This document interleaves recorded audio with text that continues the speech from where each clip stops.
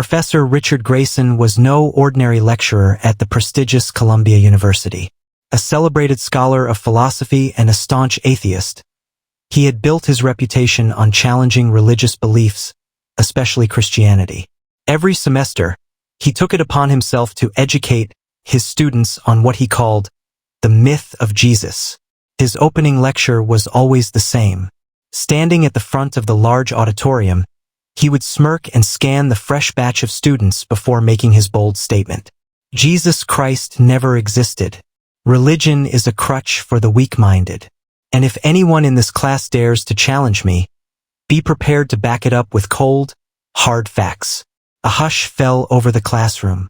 Most students, intimidated by his confidence, avoided eye contact. They knew his reputation.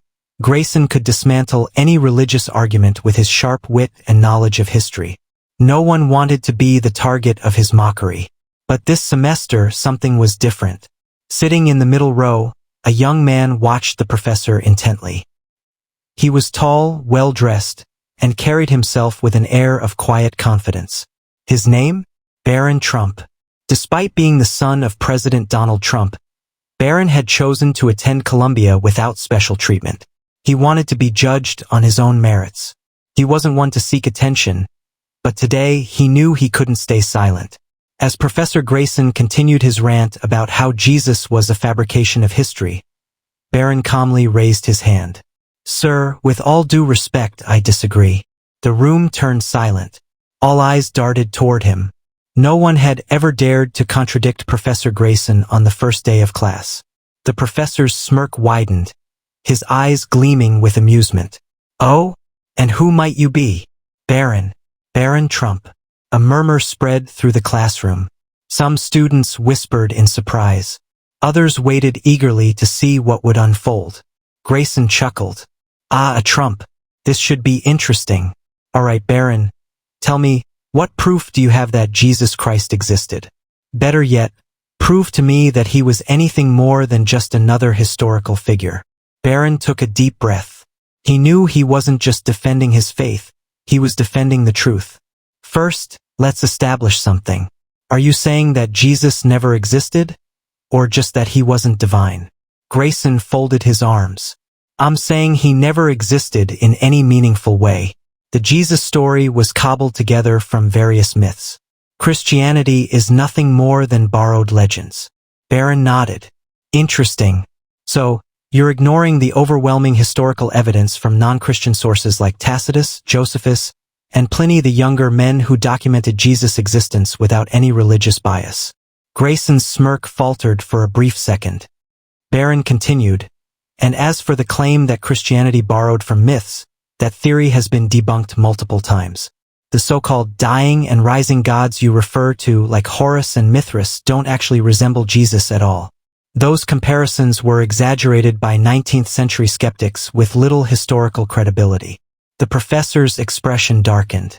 He hadn't expected this level of pushback, especially not from a freshman. "All right, Trump. Let's say Jesus existed. But can you prove he was divine?" Barron smiled. "I was hoping you'd ask that." The tension in the lecture hall was palpable. Some students sat forward in their seats, their eyes darting between Barron Trump and Professor Grayson. Others exchanged quiet whispers, sensing they were about to witness something rare. A true intellectual showdown. Grayson crossed his arms, his smirk returning. "All right, Barron. You claim that Jesus was divine. Enlighten me. What evidence do you have?" Barron leaned forward slightly, his voice steady. "Let's start with the simplest argument, Jesus' resurrection. If Jesus truly rose from the dead, that would confirm his divinity, wouldn't it?" The professor scoffed. "Oh, please. The resurrection is the weakest part of the story. It's based on accounts written decades after the supposed event, filled with contradictions and exaggerations." Barron shook his head. "Actually, that's incorrect. The resurrection accounts are among the best attested historical events of ancient times. Scholars, even skeptical ones, agree that something extraordinary happened that led the disciples to believe Jesus rose from the dead. They were willing to suffer and die for that belief." Grayson rolled his eyes. People die for false beliefs all the time. That proves nothing. Barron smiled, as if anticipating this response. Yes, people die for things they believe to be true. But the disciples weren't just dying for a belief. They were dying for something they claimed to have seen with their own eyes. Liars don't willingly die for something they know is false. If the resurrection was a hoax, at least one of them would have broken under pressure and admitted it. A few students nodded, intrigued. Grayson, however, wasn't ready to concede. There are alternative explanations. Maybe Jesus' body was stolen. Maybe the disciples experienced a mass hallucination. Barron didn't flinch. Let's break those down. First, the stolen body theory.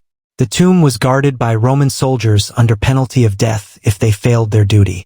The idea that a ragtag group of fishermen could overpower them, steal the body, and keep it secret for decades is absurd.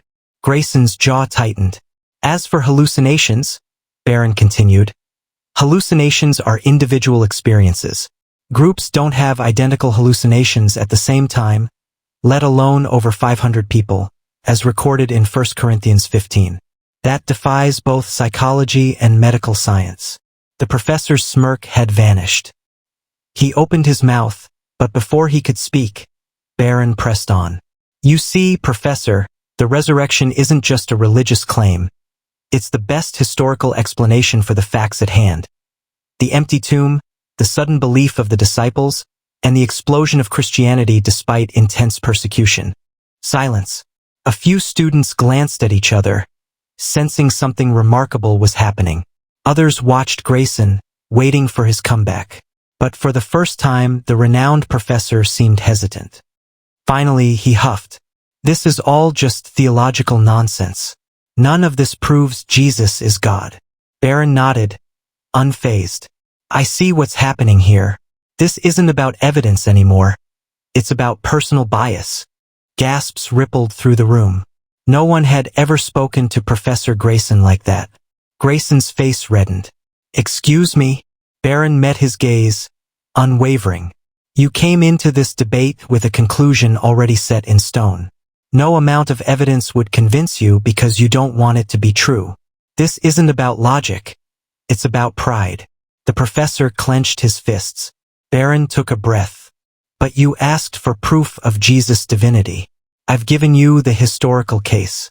But if you want something more personal, something undeniable, then let's go deeper. The class leaned in. Professor, what if I told you Jesus still changes lives today? Not just in books, but in real, tangible ways.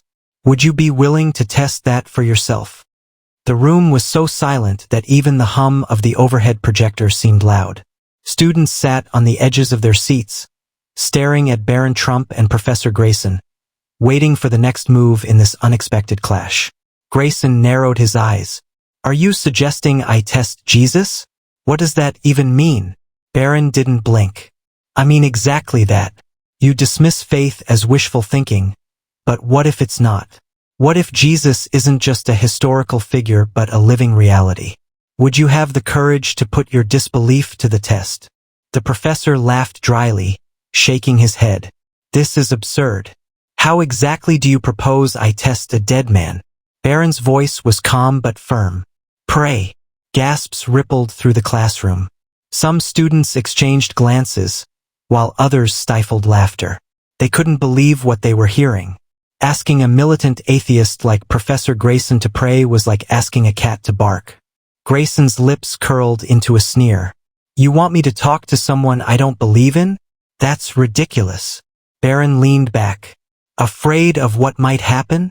A flicker of irritation crossed Grayson's face. Please, nothing will happen. Barron nodded. Then humor me. Right here. Right now, in front of everyone. Just say this, Jesus, if you're real, prove it to me. That's all. If he's just a myth, nothing will happen, and you'll have the satisfaction of proving me wrong. But if you're mistaken, the weight of Barron's words hung in the air. For the first time, uncertainty flashed in Grayson's eyes.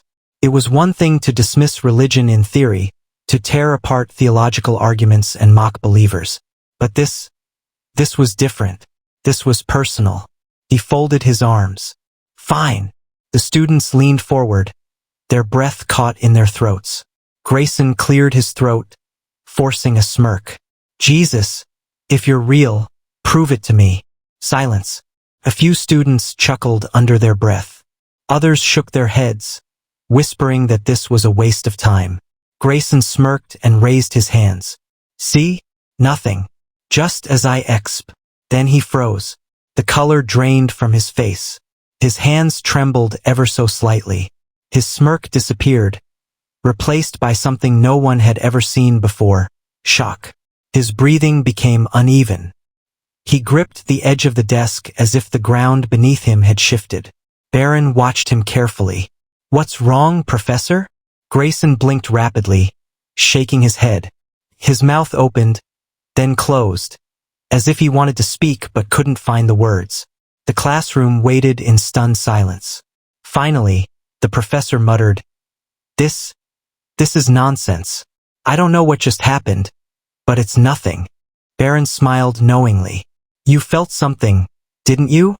Grayson shot him a glare, but it lacked its usual sharpness. He looked rattled, almost vulnerable. Barron continued, You asked and he answered. Maybe not in the way you expected, but something happened. You can deny it all you want, but deep down you know the truth. The professor clenched his fists, his mind racing. For the first time in his life, he didn't have an answer, and that terrified him. Professor Grayson remained motionless, gripping the edge of the desk as if steadying himself. The color had yet to return to his face, and his usual air of confidence had all but disappeared. The classroom sat in stunned silence, waiting for him to speak. The students who had once laughed at Barron's challenge now sat with widened eyes, their curiosity piqued. Even those who had no particular religious beliefs couldn't ignore the shift in the room's atmosphere. Grayson cleared his throat and attempted to regain control. That was nothing, just a psychological trick. Maybe the power of suggestion.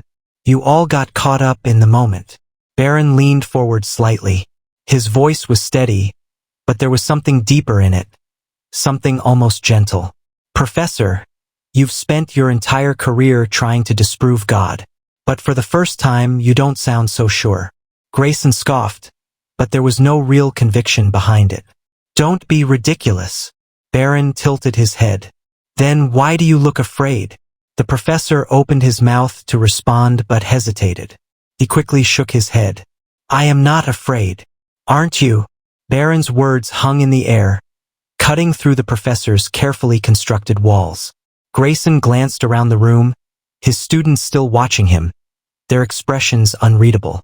He suddenly felt exposed, as if the foundation of everything he believed or didn't believe had begun to crack. He was Richard Grayson, the famed atheist professor, the man who had humiliated countless students of faith. He had made a career out of tearing down Christianity, using intellect and reason as his weapons. But now, for the first time in his life, he was the one on the defensive. His mind raced for an explanation. Adrenaline? A stress-induced response? A trick of the senses? Yet deep down, beneath all the rationalizations, something else stirred, something unsettling. Doubt. Not doubt in Barron's argument, nor in history, nor in logic. Doubt in his own disbelief. What if I was wrong? The thought hit him like a thunderclap. He had spent his entire career dismissing God, yet in this moment, when he had spoken Jesus' name, not as a curse or a historical footnote, but as a direct challenge, something had responded. Something beyond logic, beyond reason, something real. Barron studied the professor's face carefully and saw the battle taking place behind his eyes. You don't have to admit it to us, Professor, Barron said softly. But at least be honest with yourself. Grayson's throat tightened. He wanted to fire back, to launch into another tirade, to dismiss Barron as a naive believer who got lucky in a debate. But he couldn't. Not this time. Because for the first time in his life, he had no answer. As the class finally dispersed, the charged silence clung to every corner of the room like a secret too profound to ignore. Professor Grayson remained seated, his hands still trembling, his mind racing with questions that had no easy answers. The moment when he had challenged the divine, Those few heartbeats when he had demanded, "Jesus, if you're real, prove it to me," echoed in his mind like a relentless drumbeat, shaking the foundations of his staunch atheism. After the lecture, Grayson lingered in the now empty classroom. He gathered his scattered notes with slow, deliberate movements as if each paper might hold a clue to what he had experienced. His thoughts drifted back to his early academic career, a career built on the certainty that rationality and reason were the only paths to truth. He had prided himself on dismantling faith with the precision of a seasoned debater, never expecting that a single challenge could render him so vulnerable. Later that evening, as dusk settled over New York City, Grayson found himself in the quiet solitude of his modest office. The usual comfort of dusty books and familiar academic journals did little to still the storm within him. He reread passages from ancient texts and modern critiques alike, searching desperately for an explanation that could bridge the gap between the tangible world and the inexplicable tremor that had overtaken him. Each sentence he read seemed to carry an echo of that day, the whispered possibility that there was more to existence than cold logic and scientific scrutiny. In the days that followed, Grayson's internal battle grew fiercer. By day, he continued his lectures, but his tone had shifted. Gone was the haughty dismissal of faith. In its place was a cautious curiosity, a willingness to entertain questions that he had once ridiculed. His students noticed the change almost immediately. After class, quiet murmurs filled the corridors of the department. Whispers of a once unyielding skeptic now wrestling with doubts he could no longer easily dismiss. Unable to shake the memory of Barron Trump's challenge, Grayson sought him out after a subsequent lecture. In a quiet corner of the campus library, away from prying eyes and hushed conversations, the professor finally addressed the young man directly. "Barron," he began, his voice unsteady yet earnest, "I have spent my life challenging what I believed was untruth, but your challenge, your unwavering faith, has forced me to confront something I never thought possible. I still don't have all the answers, but I can no longer claim absolute certainty." Barron listened intently, his calm demeanor a stark contrast to the storm raging in Grayson's eyes. "Professor," he replied gently, "I never intended to humiliate or shame you. My aim was simply to show that there's a power in belief, a force that transforms lives. Sometimes, it takes a personal challenge to break down the walls of certainty and allow room for wonder." Encouraged by Barron's measured kindness, Grayson found himself agreeing to join a community service event organized by a local interfaith group, a gathering dedicated to helping the underprivileged. There, amid acts of compassion and solidarity, the professor witnessed firsthand how faith could manifest as a tangible, life-changing force. The community wasn't defined by doctrinal disputes or heated debates. Instead, it thrived on empathy, hope, and the shared belief in the goodness of humanity. In quiet moments during the service, while working side by side with people from diverse walks of life, Grayson's skepticism began to soften. He saw individuals whose lives had been transformed not by dogma alone, but by a deep sense of purpose, a purpose that often transcended the bounds of empirical proof. He realized that while he might never fully embrace the miraculous in the traditional sense, he could appreciate the mystery that drove people to seek comfort and meaning beyond the visible. One crisp autumn evening, wandering the tree-lined streets near a small, centuries-old chapel, Grayson paused before the weathered wooden doors. Drawn by an inexplicable pull, he stepped inside. The soft glow of flickering candles, the gentle murmur of prayers, and the serene calm that enveloped the space stirred something long dormant within him. Instead of a sermon or doctrine, he found himself immersed in an atmosphere that celebrated quiet introspection and the simple act of seeking truth. Kneeling in one of the time-worn pews, Grayson whispered a wordless plea for understanding. In that intimate silence, he did not find definitive answers, but he discovered a space where doubt and faith could coexist. A space where reason could embrace mystery without fear. It was in that sacred moment that he truly comprehended the impact of Barron Trump's challenge. It had not been about proving a point, but about awakening the capacity to question one's convictions with humility. As Grayson left the chapel that night, the chill of the evening air was tempered by an inner warmth, a flicker of hope and wonder that promised new beginnings.